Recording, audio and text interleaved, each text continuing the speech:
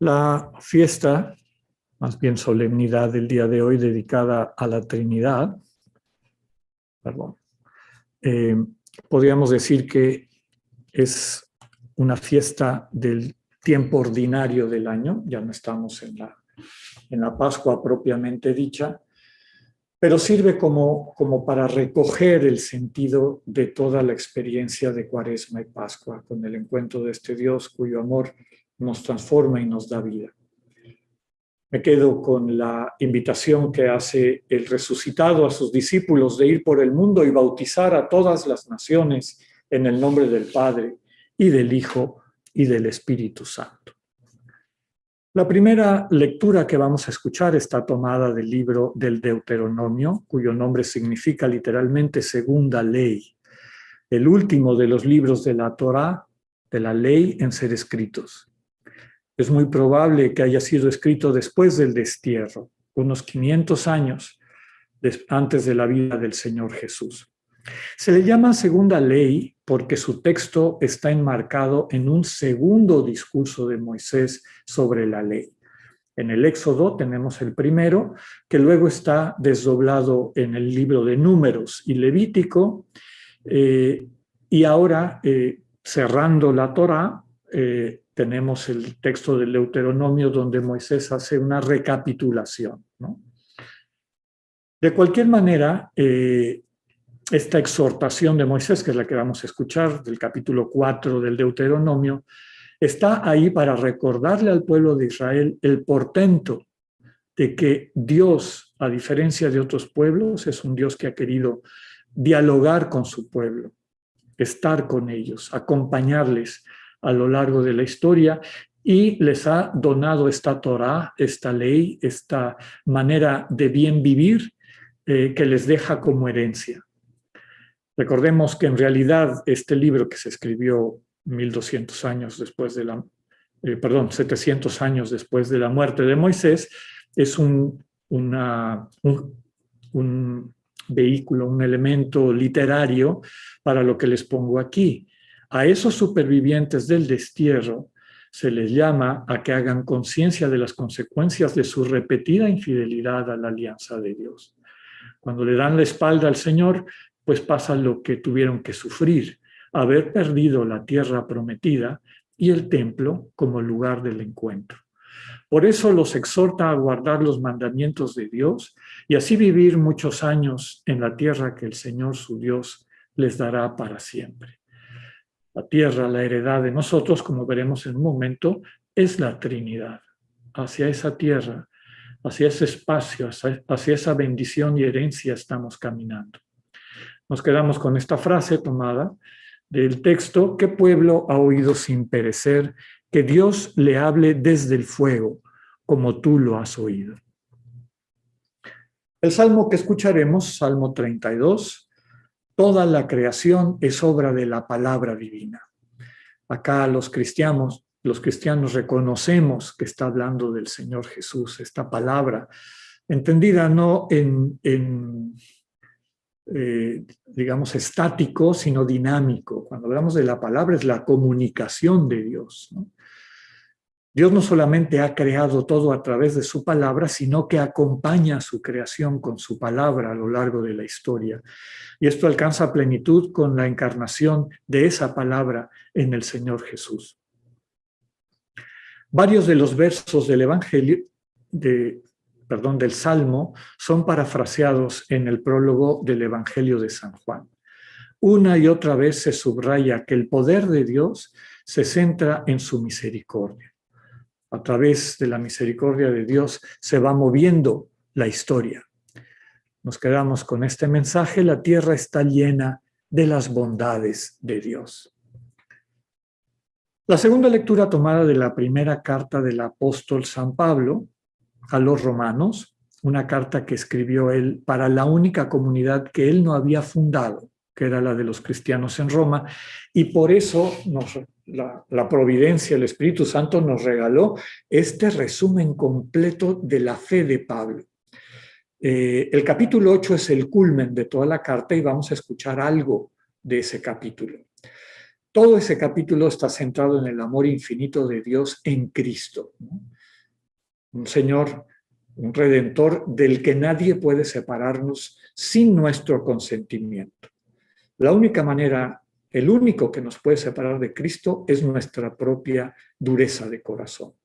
Ninguna influencia externa nos puede quitar al Señor. Lo que leeremos hoy presenta la acción del Espíritu en la vida de la comunidad, que nos hace hijas e hijos de Dios. El Espíritu Santo aúna con nuestro propio espíritu, y aquí vemos cómo está prefigurada esta experiencia de sinergia que es propia de la fe cristiana, nos da testimonio de que toda la creación, el amor mismo de Dios es nuestra herencia. Nos permite constatar que somos hijas e hijos de Dios en verdad, y por eso herederos suyos y coherederos con Cristo. El evangelio que vamos a escuchar está tomado de San Mateo, es el final del evangelio, la despedida del Señor Jesús y el envío que hace a sus discípulos.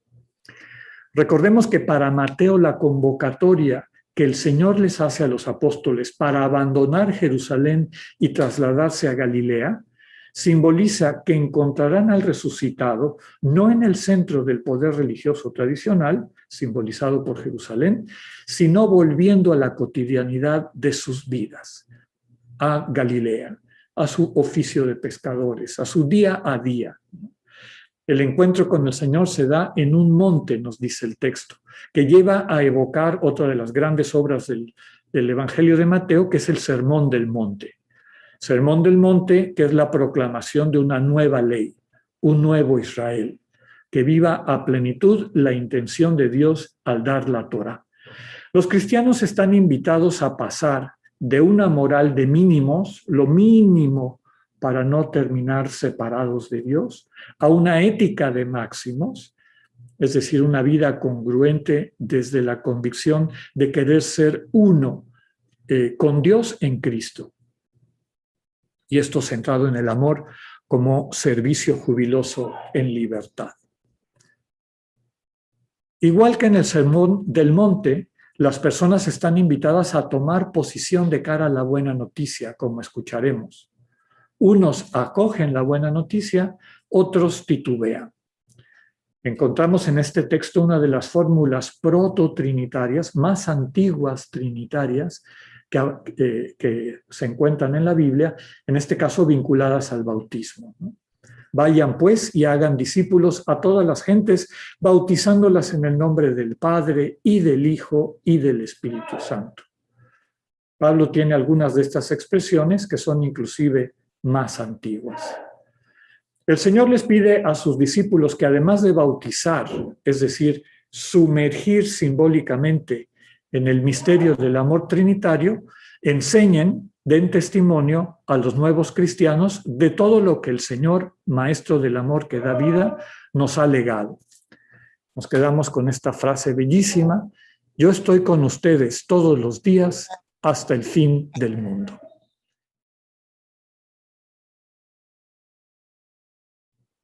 Yo creo que si tuviésemos que escoger una fiesta que nos une a todos los cristianos, porque nos recuerda el Dios del que somos imagen, es esta fiesta de la Trinidad. Les comentaba que en la tradición ignaciana, en las enseñanzas y vida de San Ignacio, esta dimensión trinitaria es fundamental. Es decir, los cristianos vamos descubriendo, en la medida en que seguimos este camino de apertura interior al misterio del Dios que se nos comunica, que lo que encontramos como interlocutor de esa comunicación, de ese encuentro, de esa escucha atenta, no es ni a una abstracción, la energía cósmica o algo así, ni a una soledad volcada sobre sí misma, sino que encontramos a tres personas, y nosotros somos personas a imagen de esas personas, que nos aman cada una de una forma particular e irrepetible. Nos aman en su individualidad, en su identidad de Padre, Hijo y Espíritu Santo, y también nos aman desde su comunión, desde su comunidad, desde el misterio trinitario.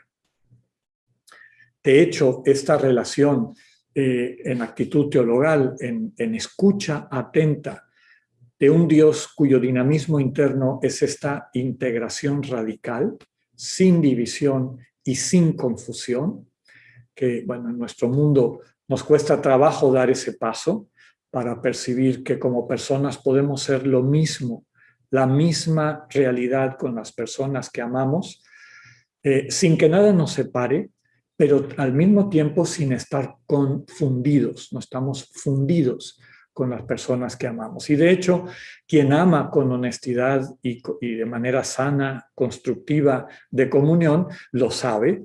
No queremos que la persona que amamos se convierta en nosotros, sino la amamos precisamente por su identidad, por ser distinta.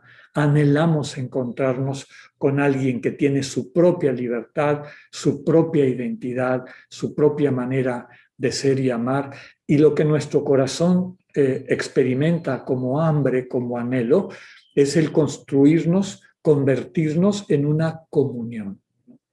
Ir caminando juntos, para utilizar algunos referentes poéticos de nuestra realidad humana, ¿no? Estar al lado unos de otros para toda la eternidad. Esa presencia amorosa que está para ti, que está para mí, como tenemos deseos y vamos creciendo, madurando, la capacidad y el gusto de estar para el otro, ¿no? La vida que tenemos nos enseña a hacer cosas que sirven de vehículo para este amor. Pero conforme vamos madurando en nuestra identidad divina, aprendemos no solamente a hacer cosas amorosas, sino a hacer amor. Basta con que estemos cerca de la gente que amamos para percibir cómo esa presencia, esa cercanía, se traduce en una bendición para ellas y ellos. Y una bendición que se concreta en aquello que necesitan. Si lo que necesitan es orientación, si lo que necesitan es paz, si lo que necesitan es consuelo, ese amor se traduce de manera prácticamente automática dentro de este misterio de la creación que refleja el dinamismo trinitario, y vamos tocando los corazones de la gente que nos rodea de una forma correcta. Por eso el cristiano está llamada a ser bendición para todas y todos quienes les rodean. De eso hablan las lecturas que escuchamos. La primera lectura del Deuteronomio, invitando al pueblo de Israel a que no se olviden de que su Dios es persona, no es una abstracción, no es algo inaccesible a su experiencia humana. Es un Dios que habla con un lenguaje que pueden entender y sobre todo que pueden aplicar, pueden reconocer finalmente en su propia vida.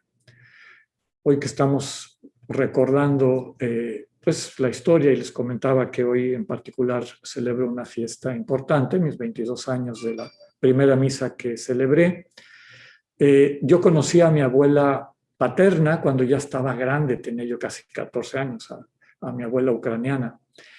Y yo recuerdo la primera noche que pasé en su casa, cuando la vi caminar y dije, mira, camina igual que yo.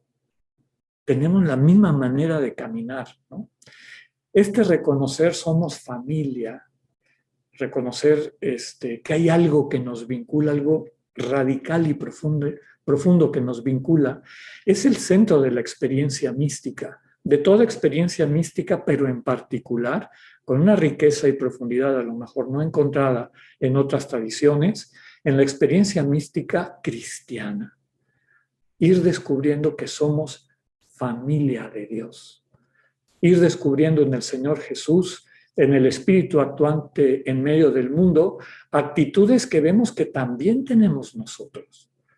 Como Dios me ama y me muestra que me puede amar, percibo que yo tengo la misma capacidad de amar a mis hermanos y hermanas.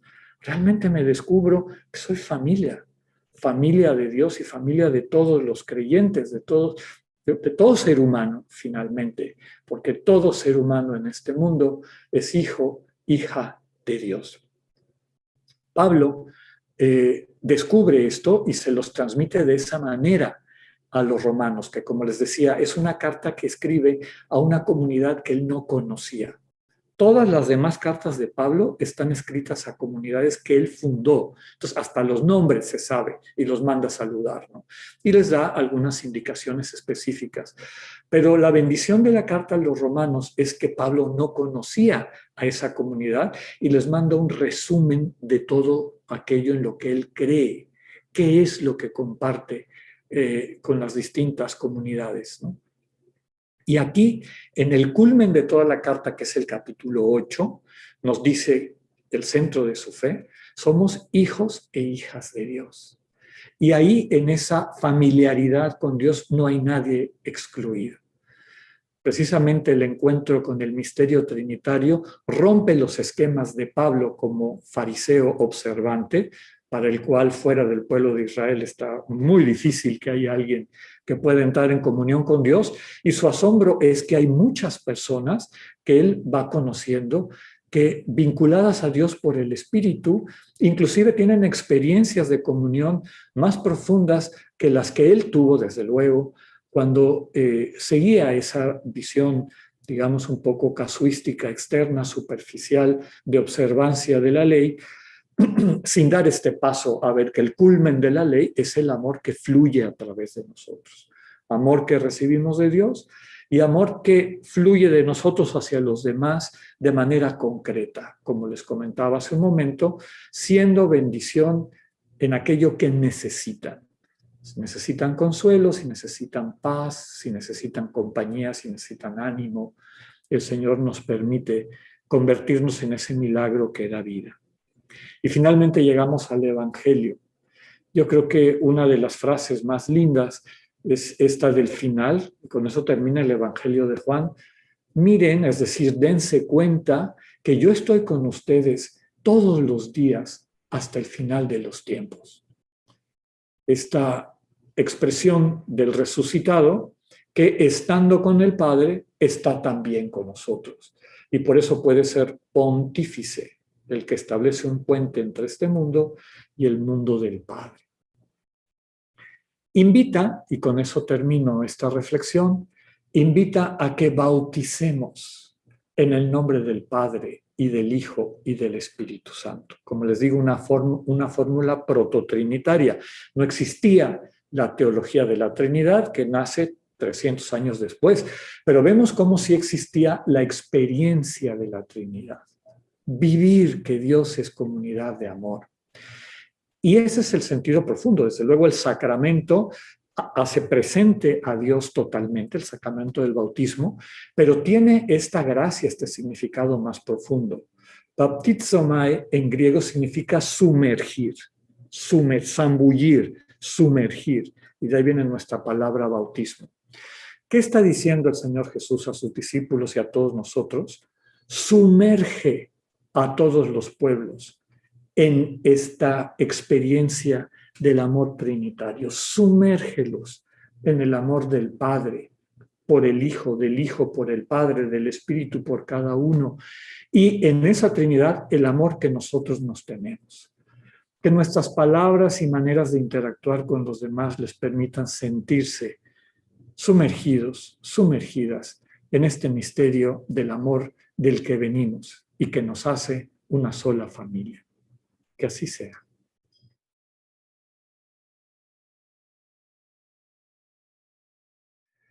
Que el Señor nos ayude a reconocernos como familia suya, que sintamos que estamos llamados a ser uno, sin división, sin confusión. Y sobre todo que nos quedemos con las palabras del Señor Jesús. Vayan y bauticen a todos los pueblos, a todas las personas, en el nombre del Padre y del Hijo y del Espíritu Santo. Es decir, vayan, como comentábamos, y sumerjan a todas las personas en el misterio del amor de Dios, a través del amor concreto que cada una y cada uno de nosotros tenemos. Un abrazo con cariño desde este rincón bendecido del mundo y con el favor de Dios nos vemos el próximo domingo. Un abrazo y Dios con ustedes.